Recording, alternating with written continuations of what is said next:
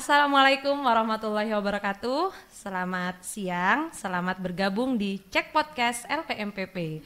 Bagi Anda yang baru pertama kali mendengarkan, kami ucapkan selamat datang. CPL, gudangnya berita, wawasan, dan edukasi. Sobat CPL, kali ini kami membahas topik yang sangat menarik, yaitu mengenal lebih dekat pelaksanaan MBKM di Universitas Jember. MBKM merupakan transformasi pendidikan tinggi yang dilakukan dengan tujuan yang sangat besar dalam memajukan pendidikan tinggi. Universitas Jember sangat mendukung program MBKM untuk menunjang peningkatan kemampuan mahasiswanya yang terbukti dengan banyaknya mahasiswa berprestasi Universitas Jember yang tercipta dari program kolaborasi MBKM.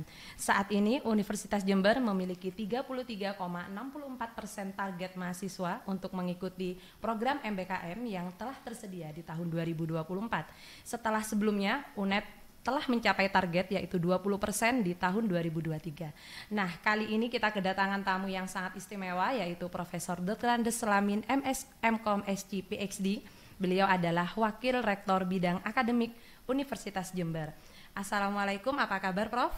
Waalaikumsalam, alhamdulillah kabar baik Mbak Raffi. Alhamdulillah sehat nggih Prof. Sehat. Oke, hari ini kita akan bincang-bincang ya Prof ya terkait dengan pelaksanaan Merdeka Belajar Kampus Merdeka di lingkungan Universitas Jember. Nah, kita langsung aja nggih Prof atau mungkin ada hal-hal yang mau disampaikan dulu Prof mungkin? Enggak, saya nunggu pertanyaan aja. Oke.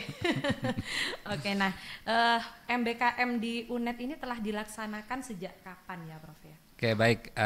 Sebenarnya seperti yang kita ketahui MBKM itu kan diluncurkan sejak tahun 2020 ya oleh Mendikbud. Dan pada saat itu keluar peraturan Menteri Dikbud nomor 3 tahun 2020 ya tentang standar nasional pendidikan tinggi, dan di situ juga diatur terkait dengan belajar di luar program studi gitu ya. Itu maksudnya yang MBKM tadi.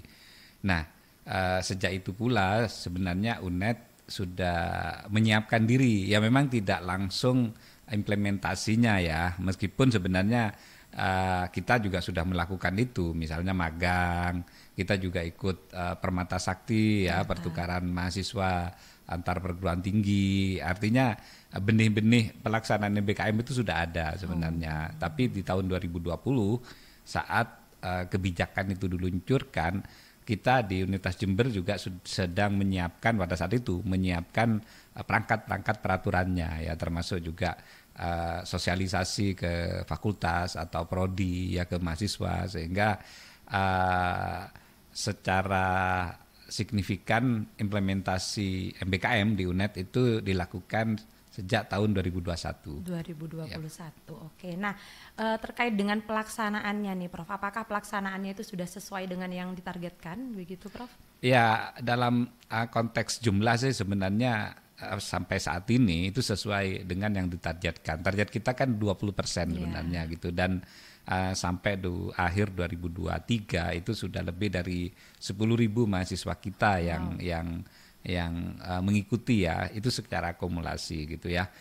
Namun terkadang saat dikonversi itu ada beberapa yang tidak sampai 20 SKS misalnya, sehingga untuk pencapaian indikator kinerja utama, khususnya indikator kinerja utama atau yang sering kita sebut IKU gitu ya, yang nomor 2 itu sering tidak memenuhi target ya, sesuai dengan yang ditetapkan oleh kementerian gitu ya. Meskipun di data kami sebenarnya jumlah mahasiswa yang terlibat atau yang ikut MBKM atau dalam bahasa yang lebih umum berkegiatan di luar kampus itu sebenarnya sudah lebih dari 20% gitu. Ya, baik mandiri maupun dari kementerian ya. Nah, berarti di sana kan ada yang namanya kendala nih ya Prof ya, untuk mencapai yang namanya IKU 2 tadi, berarti ya Prof ya, terkait dengan proses pelaksanaannya. Nah, kira-kira bagaimana proses evaluasi nih Prof terkait dengan pelaksanaan MBKM tersebut untuk perbaikan di tahun berikutnya? Oke, ya tentu saja setiap implementasi kegiatan penyelenggaraan pembelajaran ya, termasuk MBKM di Universitas Jember, selalu kita evaluasi, dan evaluasinya pun berjenjang ya, mulai dari program studi, fakultas sampai ke universitas. Demikian juga dengan MBKM ya. Jadi kita setiap semester, terutama tahun lalu gitu, mengevaluasi bahkan sampai langsung monitoring ya, dan evaluasi ke lapangan. Ya, misalnya untuk BKP tertentu gitu ya, terutama dari kementerian ya, itu BKP misalnya kampus mengajar, kita menerjunkan tim pemonef untuk melakukan monitoring dan evaluasi itu di lapangan ya. Demikian juga dengan MSIB, magang, studi independen, kemudian juga pertukaran mahasiswa, kita juga ngirim dosen lah ke perguruan tinggi mitra, di mana mahasiswa kita sedang belajar gitu. Nah, setelah itu kita punya tim MBKM di tingkat universitas itu melakukan rapat koordinasi untuk mengevaluasi pelaksanaan MBKM itu, dan biasanya juga kita laporkan ke Wadek 1 maupun ke dekan gitu ya. Bahkan Senat juga gitu ya. Senat khususnya di Komisi 1 gitu. Hasil evaluasinya seperti itu. Nah, sejauh ini nih Prof, dari hasil evaluasi kira-kira kendala yang sangat dirasa paling berat itu kira-kira apa nih Prof? Ya, sebenarnya MBKM ini sejak awal diluncurkan, diimplementasikan itu kendalanya luar biasa. Saya mungkin boleh cerita ya, mulai dari awal kita kenalkan apa itu MBKM, itu beberapa prodi nolak gitu, beberapa dosen nolak, beberapa fakultas nolak lah gitu, sehingga tahun pertama setelah 2020 itu ya, 2021 awal itu kita masih berkutat pada bagaimana meyakinkan prodi atau fakultas agar melaksanakan MBKM ini, karena mereka banyak sekali kan yang takut misalnya mengacaukan kurikulumnya, takut misalnya dosennya jadi nggak ngajar, macam-macam lah alasannya. Tetapi setelah itu ternyata responnya luar biasa gitu ya. Tahun 2022 itu sudah mulai banyak lah prodi-prodi yang mendukung kegiatan MBKM ini gitu. Bahkan ada yang kebablasan juga gitu, maunya MBKM terus itu saking semangatnya gitu. Itu awalnya, tapi setelah itu ya di lapangan biasa gitu ya, ternyata yang magang itu kadang kendalanya ada tidak semua gitu, beberapa yang tidak sesuai dengan apa yang sebenarnya kita harapkan mereka kerjakan gitu ya, sehingga mahasiswa mengerjakan hal-hal yang sebenarnya bukan tugas mereka gitu ya. Terus begitu selesai itu juga masalah konversi ini juga, akhirnya itu juga konversi itu juga masalah tersendiri gitu. Sehingga kami di Rektorat bersama tim MBKM dan BAKA UPTTIK itu selalu memberikan semacam kelonggaran gitu ya, kelonggaran dalam konteks administrasi ya, bukan kelonggaran dalam hal substansi gitu. Untuk administrasi misalnya kita buka sepanjang waktu proses konversi itu gitu. Yang penting jangan sampai mahasiswa yang sudah ikut MBKM itu dirugikan. Ya, jadi memang kita kalau flagship kementerian kita upayakan 20 SKS itu betul-betul terkonversi gitu, karena kita jamin lah gitu ya bahwa pelaksanaannya bagus ya dalam konteks sebagian besar maksud saya. Ya kalaupun ada yang nggak bagus itu saya pikir terjadi di mana-mana lah gitu ya. Tetapi overall saya pikir itu harus kita hargai apa yang dilakukan oleh upaya mahasiswa gitu. Jadi kalau ada prodi yang keberatan atau mempersulit gitu ya proses konversi, biasanya kami kumpulkan, pokoknya kami yakinkan mereka, pokoknya hak mahasiswa itu harus diberikan gitu, 20% itu gitu. Yang penting tetap ada syarat dan ketentuan yang berlaku. Mahasiswa juga tidak boleh seenaknya misalnya ada kegiatan yang tidak ada kaitannya dengan masyarakat misalnya ya, terus minta dikonversi ke KKN. Itu juga tidak boleh. Ini juga boleh, tapi harus ada syarat dan ketentuan yang harus diikuti gitu ya. Misalnya keterlibatan masyarakat, ada program yang memang mereka kerjakan, ada logbook dan lain-lain gitu, yang sudah ditetapkan oleh LP2M gitu ya. Iya, gitu. Berarti memang bukan sekedar kita ini ya belajar di luar terus langsung diakui sebagai proses konversi mata kuliah kan tidak Enggak, seperti itu ya enggak. Prof ya. Tetap harus ada Betul. kesesuaian antara CPMK ya, Iya. capaian pembelajaran mata kuliah dengan kegiatan tersebut Iya, gitu. betul. Jadi harus relevan juga, Relevan. ya harus terkait juga. Enggak boleh sembarangan juga gitu. Iya. Waktunya juga, Betul. jangan sampai Juga. waktunya juga ya kita kan mengakui 20 SKS. Iya, 20 20 SKS SKS. itu kalau satu SKS kita akui 50 jam saja misalnya, itu kan bisa dihitung lah gitu ya dalam dalam satu kurun waktu satu semester, Satu itu berapa bulan yang dia harus lakukan di lapangan gitu ya, atau di tempat mereka ber-MBKM gitu. Nah, Prof, kira-kira apa saja nih Prof program EBKP yang sudah dilaksanakan di Universitas Jember? Oke, yang pasti ya kita kan punya 8 BKP ya. Iya, ada 8. Yang paling banyak itu kalau kita lihat di catatan saya itu masih didominasi oleh pertukaran pelajar ya. Jadi pertukaran mahasiswa, entah itu mandiri maupun kementerian. Jadi ada kita di kementerian punya MMM kan, PMM ya, pertukaran mahasiswa merdeka ya. Tapi antar perguruan tinggi, antar prodi sejenis gitu ya, di beberapa perguruan tinggi kami juga melakukan secara mandiri ya. Itu aja sudah yang sampai sekarang itu sudah 3.385-an mahasiswa yang ikut. Wow. Yang Itu ikut ya, yang pertukaran mahasiswa Prof, kita gitu. Dan saya tidak menghitung yang inbound, ternyata itu UNED yang kita keluar. yang kita Prof? keluar outbound. Nah, ternyata UNED itu juga tempat favorit bagi mahasiswa dari luar Jawa gitu. Ya, kita paling tidak 300-an, hampir 300 lah 300. tiap semester gitu menerima mahasiswa dari berbagai provinsi gitu. Kemudian yang kedua magang. Magang itu juga kita laksanakan ya, baik dari kementerian maupun mandiri juga.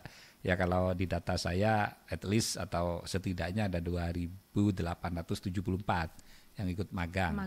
Ya, baik yang flagship kementerian ya maupun mandiri ya, dari universitas sendiri dan dari prodi sendiri atau fakultas sendiri.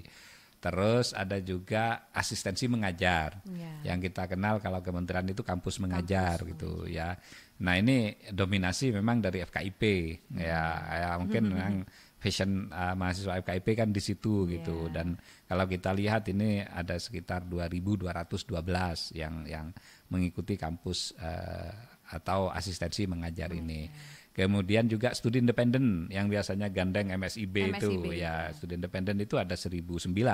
Banyak juga ya, baik banyak. Mandiri biasanya yang sering melakukan itu Fasilkom sama MIPA biasanya, tapi yang banyak juga dari kementerian.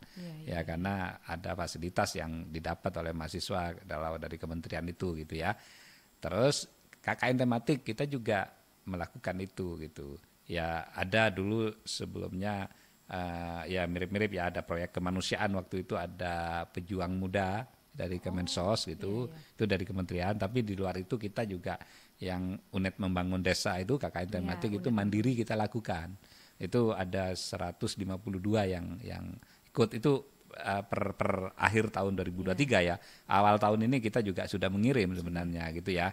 Plus juga riset kewirausahaan. Jadi 8 BKP itu sudah kita laksanakan semua. Yang kecil memang yang riset masih, yang penelitian itu yang hanya 41 yang tercatat di saya. Enggak banyak jumlah mahasiswa yang selama itu selama sejak MBKM ini diluncurkan. Ya memang tidak banyak ya, karena riset ini kan memang untuk anak S1 memang tidak mudah kan gitu. Dan awal-awal kan syaratnya harus di luar kampus. Kalau sekarang boleh ternyata gitu ya. Dan sehingga sekarang sudah ada peningkatan lah gitu ya. Yep. Oke, nah itu tadi kan untuk yang BKP yang kementerian ya Prof ya. Nah, kalau yang mandiri kira-kira apa saja Prof? Apa include yang 8 itu tadi atau ada tambahan? Ada juga mandiri juga 8-8-nya itu, kecuali proyek kemanusiaan ya. Yang KKN tematik itu justru yang mandiri, murni. Itu justru mandiri. Kalau magang juga kita sudah biasa kan, magang. Studi independen juga biasanya teknik, MIPA, Fasilkom itu nyantolkannya di capstone project mahasiswa gitu ya, sehingga mereka bisa skripsi juga sekalian gitu ya. Kemudian kalau KKN tematik ini LP2M yang memfasilitasi. Terus kalau ujar ya UNED mengajar ya, atau istilahnya asjar ya, asistensi mengajar, itu FKIP biasanya juga punya program sendiri gitu ya, eksklusif lah, karena memang kalau yang mandiri ya, FKIP mandiri. Kalau yang mandiri yang melaksanakan itu.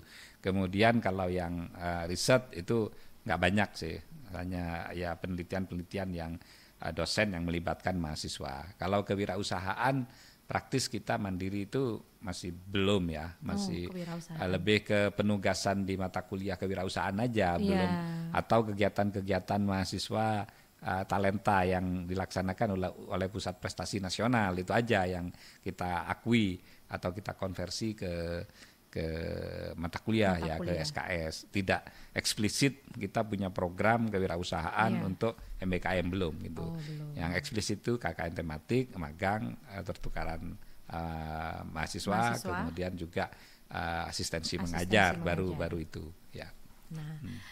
Nah, terkait dengan program mandiri nih Prof, berarti kan harus ada kerjasama ya Prof ya, antara universitas dengan mitra. Nah, itu prosesnya seperti apa? Apa ada kriteria tertentu untuk menjadi mitra atau seperti apa Prof?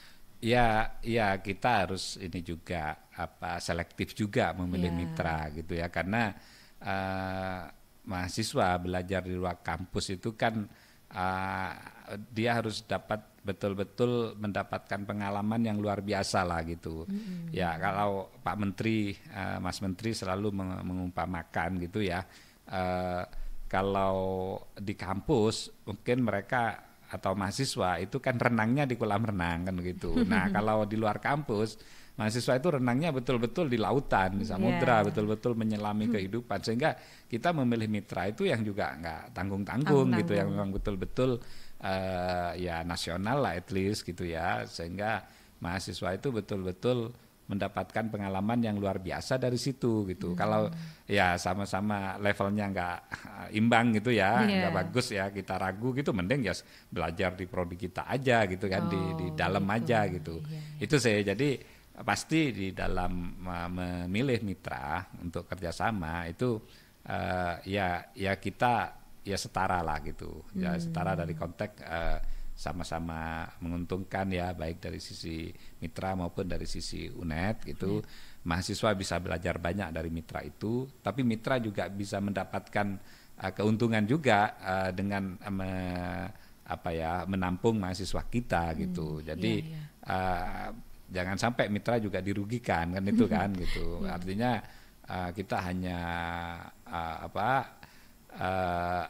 hanya ngerogoti aja bukan gitu ya, tapi kita betul-betul membantu mitra tersebut gitu ya, ada kontribusi lah mahasiswa kita terhadap mitra. Demikian juga dengan mitra gitu, juga ada kontribusi juga terhadap menambah pengalaman belajar mahasiswa tersebut gitu.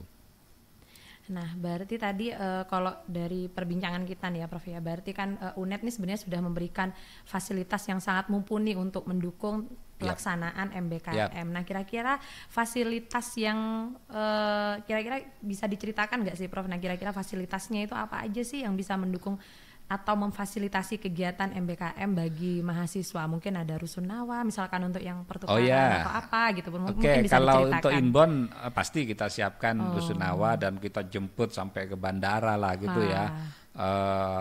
Nggak tanggung-tanggung lah. Saya pikir teman-teman DLPMPP itu bisa cerita sebenarnya. Ada podcast sendiri khusus untuk bagaimana menjemput mahasiswa PMM itu. Dan juga suka dukanya ya, termasuk ketika mereka ditempatkan di rusunawa maupun dicarikan kosan gitu kan. Ada yang misalnya homesick, itu teman-teman mungkin yang ada di tim di situ PMM terutama bisa cerita lah gitu ya.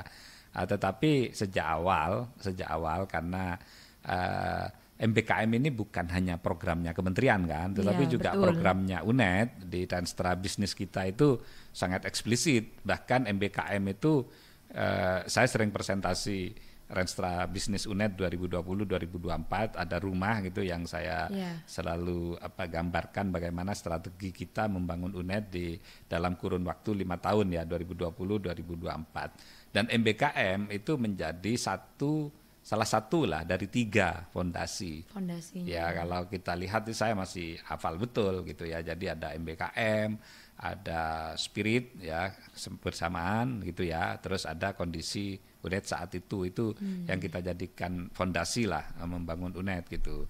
Kenapa MBKM masuk di situ? Memang kebetulan pada saat yang sama ketika Renstra itu dibuat, MBKM itu diluncurkan gitu, sehingga MBKM itu tidak ujuk-ujuk juga di kita gitu. Konsekuensinya karena MBKM ini juga programnya UNED, jadi kita dalam melaksanakan kegiatan itu harus memfasilitasi gitu, ya kita bikin tim, kita bikin pedomannya, kita juga sosialisasi gitu ya, bahkan kita mempermudah proses pengakuan atau konversi SKS-nya gitu dari sisi administrasi ya gitu ya, gitu.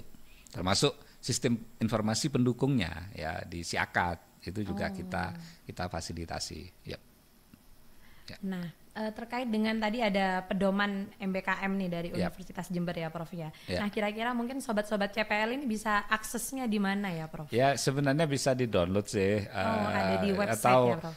Ya minta ke prodinya gitu bisa lalu. Tapi itu kan dibuat 2021 ya. Saat ini sebenarnya kami juga sedang menyusun revisinya gitu ya, sehingga lebih update gitu. Jadi kami melihat program MBKM ini program yang memang luar biasa berguna ya, bukan hanya bagi mahasiswa tapi bagi perguruan tinggi sendiri gitu, sehingga mahasiswa punya banyak opsi lah untuk belajar gitu, tidak hanya di kelas saja gitu. Ya, itu sih sebenarnya. Makanya kita kawal betul lah gitu. Yep. Nah, kira-kira nih Prof ya, biar dosen ini merasa terpacu untuk menjadi DPL gitu ya, atau misalkan mahasiswa agak terpacu untuk mengikuti program MBKM. Nah, kira-kira di Universitas Jember apakah memberikan reward untuk prodi mahasiswa atau dosen yang berkaitan dengan program MBKM, Prof? Ya, kalau dari kementerian jelas ya, ada reward baik untuk mahasiswa, untuk DPL, untuk yang lain gitu. Kalau kita memang masih sebatas remon ya, kalau untuk DPL-nya gitu ya. Tapi untuk mahasiswa yang pasti juga kita konversi tadi ke 20 SKS gitu ya.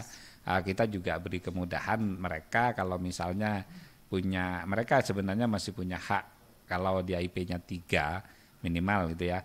Dia kan masih bisa nempuh 24 gitu ya. Bisa. Nah, ketika mereka ikut MBKM 20 SKS, dia masih punya sisa 4 SKS untuk kuliah gitu ya, di prodinya kita fasilitasi mereka daring misalnya. Sementara yang lain luring, khusus mahasiswa yang ikut MBKM karena dia magang atau pertukaran mahasiswa misalnya, ya dia kita kasih ini juga akses juga agar dia tetap bisa menggunakan haknya lah gitu. Iya betul, agar tidak terbuang yang 4 SKS tadi ya Prof. Ya. Jadi bisa kuliahnya bisa dilakukan. Betul, itu kan juga bentuk fasilitasi bagi mereka gitu. Iya. Ya. Nah tadi nih Prof, terkait dengan kendala konversi mata kuliah, kira-kira kendalanya itu seperti apa sih Prof tadi ya? Kesulitannya dia tadi gak mentok gitu. Apa memang karena mata kuliahnya tidak cukup atau seperti apa itu? Ya, pertama sebenarnya yang paling mendasar itu prodi belum menyiapkan mata kuliah konversinya. Itu yang biasanya sering terjadi gitu, sehingga ketika mahasiswa selesai mereka masih bingung ini mata kuliah apa yang pas gitu ya. Padahal seharusnya dari awal mereka sudah mengalokasikan 60 SKS mata kuliah pilihan gitu yang mereka bisa jadikan mata kuliah konversi ketika mahasiswa tersebut selesai melakukan MBKM. Tapi tentu saja ya kita juga harus tepat memilih gitu. Makanya ketika kita punya ini kan istilahnya CPMK. Setiap mata kuliah kan punya capaian pembelajaran ya. Terus habis itu kalau dia lakukan di luar kampus atau di luar prodi, apa kegiatan-kegiatan yang pas, kegiatan pembelajarannya yang relevan dengan itu, sehingga ketika mereka selesai, saya melakukan itu dari logbook, dari segala macam kegiatan, maka si dosen tersebut atau kaprodi itu sudah tahu, oh ini pasnya mata kuliah ini, selesai kan begitu. Berapa lama dia melakukan kegiatan, misalnya ya pas 3 SKS gitu ya. Terus itu kendala pertama. Kedua, memang kadang sistem mereka ini juga pokoknya berangkat dulu tanpa memprogram gitu kan. Begitu datang mereka, wah ternyata belum diprogram gitu. Dia maunya gelondongan pokoknya 20 SKS. 20. Itu mahasiswa kan gitu.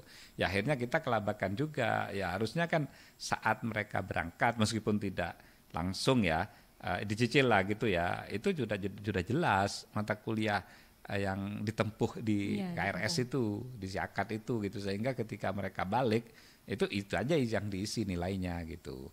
Nah, terus yang berikutnya kadang dosen Kaprodi juga nggak mau serta-merta mengkonversi langsung 20 SKS, tunggu dulu. Ya, saya memahami itu gitu. Makanya kita coba cari solusi lah ketika ada hal seperti itu kita kumpulkan. Dan kalau tidak selesai pada semester itu, ya kita masih beri kemudahan di semester berikutnya untuk memperbaiki proses konversi itu gitu.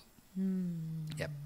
Oke, sepertinya tadi sudah lengkap sekali ya yang disampaikan oleh Prof. Slamin terkait pelaksanaan MBKM di lingkungan Universitas Jember. Kira-kira mungkin nih Prof ada quotes untuk memotivasi mahasiswa, dosen atau prodi gitu agar bisa termotivasi mengikuti kegiatan MBKM. Ya, sebenarnya motivasi saya atau quote saya sangat simpel sih untuk mahasiswa khususnya gitu. Jadi mahasiswa itu harus banyak piknik, itu aja quote yang sering saya sampaikan ke mahasiswa. Maksudnya apa gitu?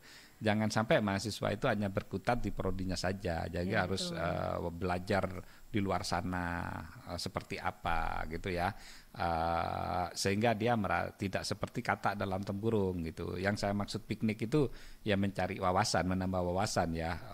Misalnya at least ikut pertukaran mahasiswa misalnya dia ke luar Jawa gitu ya, sehingga tahu di sana ternyata begitu budayanya, ternyata di situ begini karakter belajarnya gitu ya, atmosfernya ternyata seperti itu ya. Di samping tentu saja menambah banyak teman kan begitu gitu. Tapi yang penting dengan piknik itu mahasiswa terbuka wawasannya, jadi tidak merasa ya dia bisa proporsional, tidak merasa paling pinter, tidak merasa paling baik gitu ya, tidak merasa paling terus gitu ya, tetapi dia juga ternyata di luar sana banyak yang lebih pintar dari saya, tapi juga ternyata dia bisa tidak minder juga, ternyata di luar sana juga tidak banyak juga yang lebih bagus dari saya, bahkan banyak yang lebih tidak bagus dari saya, sehingga dia bisa menempatkan diri di posisi yang proporsional. Nggak terlalu minder juga nggak kepedean gitu ya.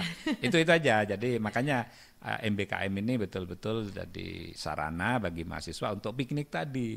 Entah mau magang, entah mau KKN tematik, entah mau asistensi mengajar, entah mau bertukar. Bertukar itu lah bagus kan tagline-nya. Bertukar sementara bermakna selamanya. Itu dalam banget itu. Jadi tidak hanya sekedar belajar mata kuliahnya, tapi belajar hal-hal yang lain. Itu kan makna dari piknik tadi gitu. Itu aja yang quote saya. Quote-nya sangat bagus sekali. Ini kayaknya cocok juga buat emak-emak ya Prof ya. Atau saya sebagai DPL itu juga merasa bahwa kita itu harus piknik ya Prof ya. Kayak kemarin kan sempat jadi DPL juga nih. Jadi kan harus keluar sekolah yang di luar yang kita bayangkan gitu ya Prof ya, nyampe pernah nemui jembatan putus dan lain sebagainya. Nah tapi justru dari inilah gitu ya kita bisa mendapatkan ilmu yang lebih banyak. Nah tadi quote-nya sangat bagus sekali. Baik, terima kasih Prof Slamin atas kehadirannya. Mungkin nanti next kita bisa bincang-bincang lagi dengan topik yang berbeda ya Prof ya. Siap. Baik Sobat CPL, program MBKM bisa menjadi ajang bagi mahasiswa untuk mengasah hard skill ataupun soft skill yang bisa diperoleh dari para akademisi. Sehingga di masa depan mereka bisa berkembang menjadi lulusan-lulusan perguruan tinggi dengan kemampuan yang relevan dengan kebutuhan zaman. Mari kita terus mendukung program MBKM agar dapat memberikan manfaat yang maksimal bagi seluruh komunitas akademik. Terima kasih telah menjadi bagian dari pembahasan kali ini dan sampai jumpa di episode berikutnya. Jangan lupa tinggalkan like, komen, dan subscribe. Cek podcast LPMPP, berita, wawasan, dan edukasi. Saya akhiri. Wassalamualaikum warahmatullahi wabarakatuh.